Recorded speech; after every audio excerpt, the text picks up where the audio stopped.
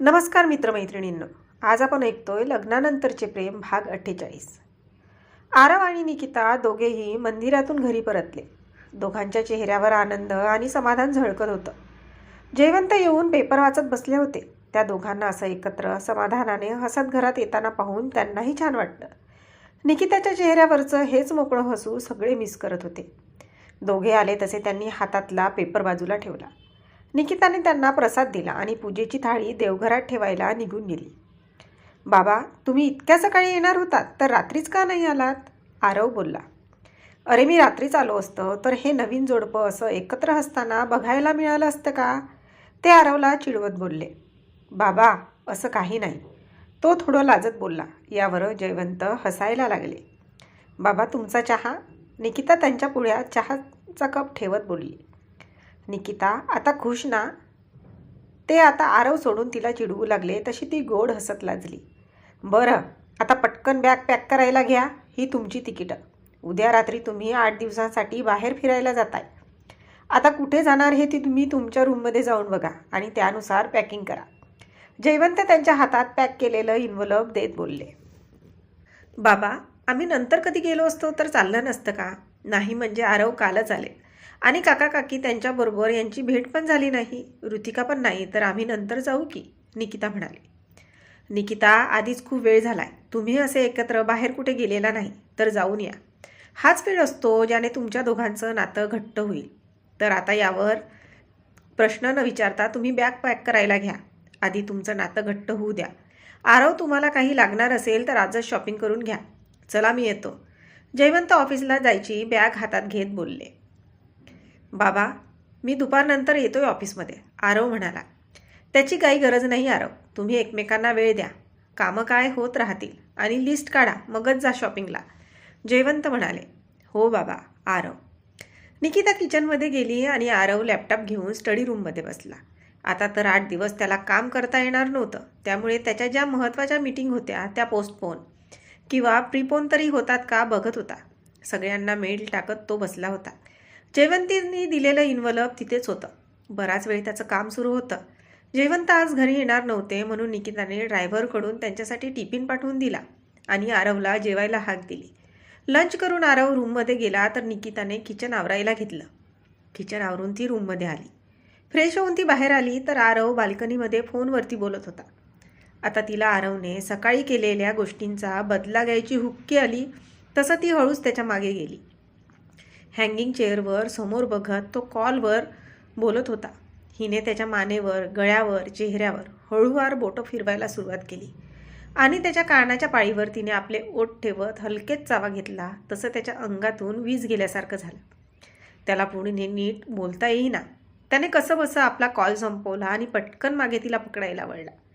पण तेवढ्यात ती तिथून निसटून गेली होती.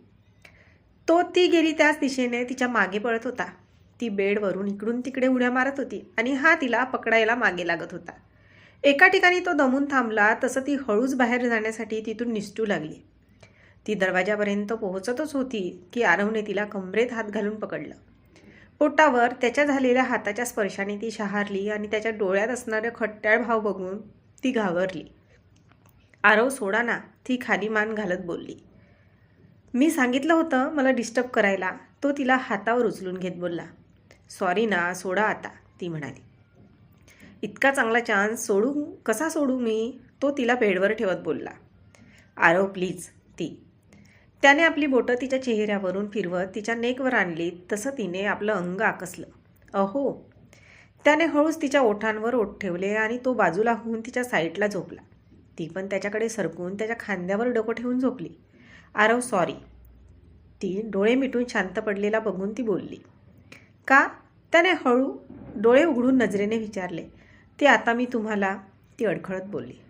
निकिता, तू माझ्याबरोबर आहेस हेच महत्त्वाचं आहे. बाकी तुझ्या मर्जीशिवाय आणि इच्छेशिवाय काहीच नाही.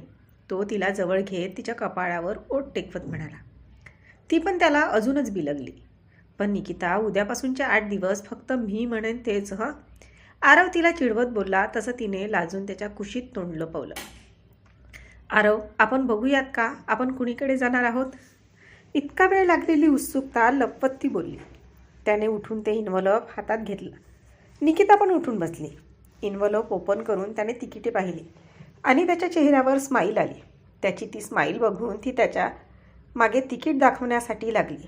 तो पण हात उंचावून ती तिकीटं या हातातून त्या हातात घेऊ लागला. आरव दाखवा ना प्लीज, ती तो जिकडे तिकीट फिरवेल त्या बाजूला जात बोलली. शेवटी दमून ती गाल फुगवून बसली तशी त्याने तिच्या पुढ्यात तिकीटं धरली. त्याच्यावरचं ठिकाणाचे नाव वाचून ती आनंदाने उड्या मारू लागली. आरव आपण इथे जातोय, ती त्याला एक्साईट होत मिठी मारत बोलली. हो, तो हसत मान डोलवत बोलला.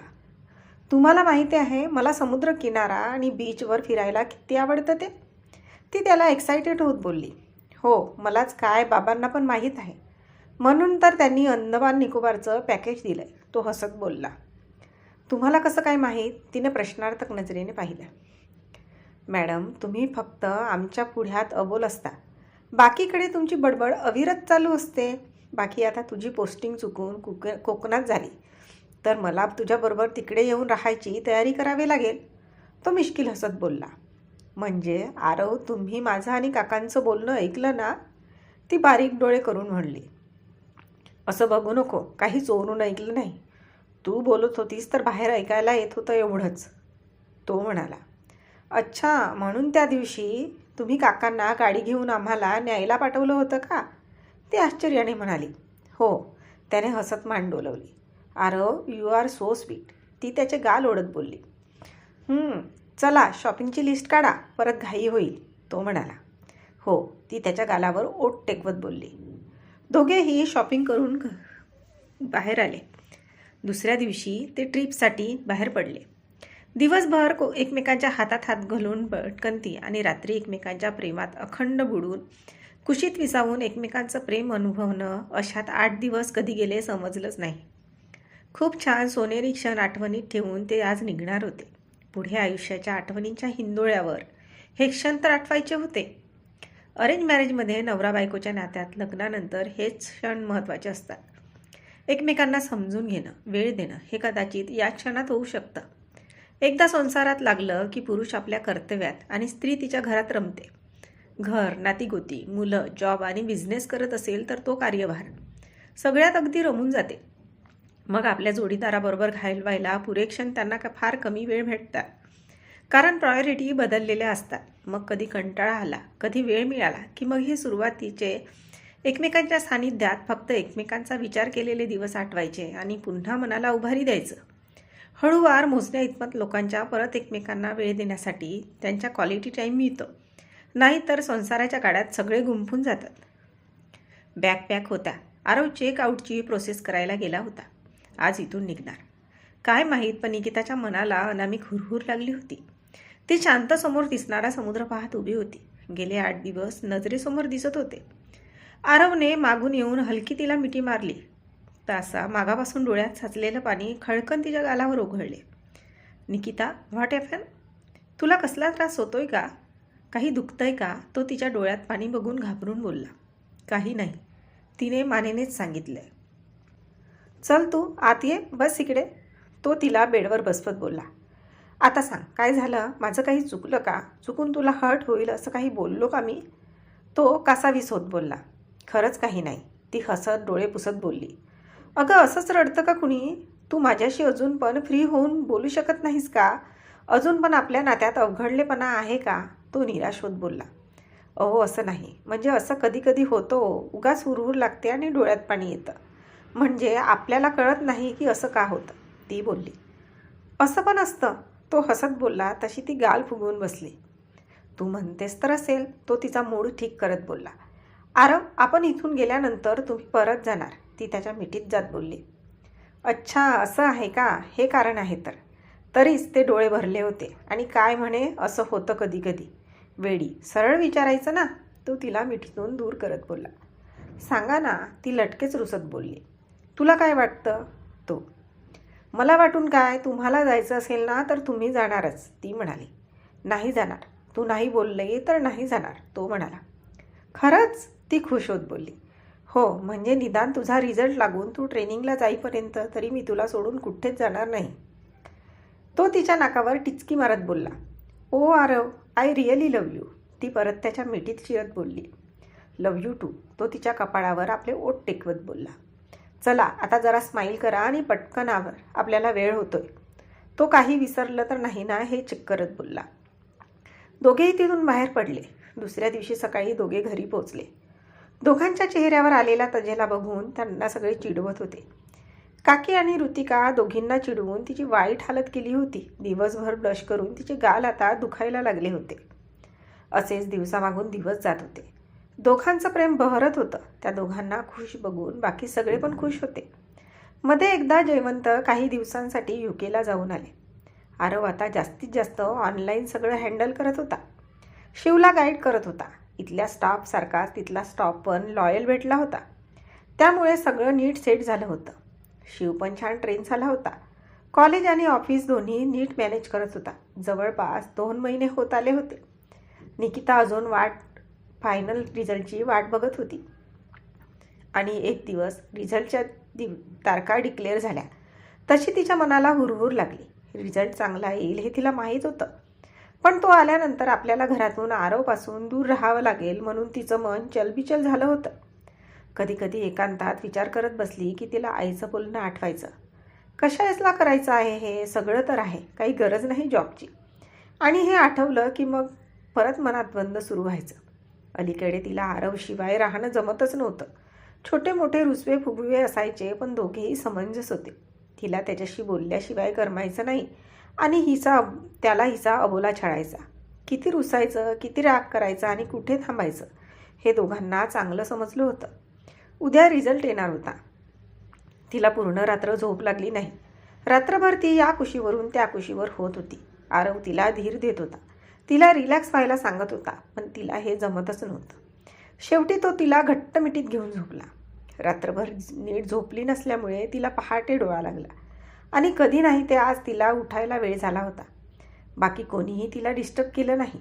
आरव पण खाली निघून गेला होता. तिने पटकन उठून आपलं आवरलं आणि ती घाईत दार उघडून बाहेर आली. त्याबरोबर तिच्या अंगावर फुलांचा वर्षाव झाला आणि पायाला फुलांचा गालिचा लागला. काय आहे हे? आज काय व्हॅलेंटाईन डे तर नाही. हे आरव पण काय करतील सांगता येत नाही. ते तर कसले डे सेलिब्रेट करतात. पहिलं दिसणं, भेटणं, रुसणं, भांडण काहीही.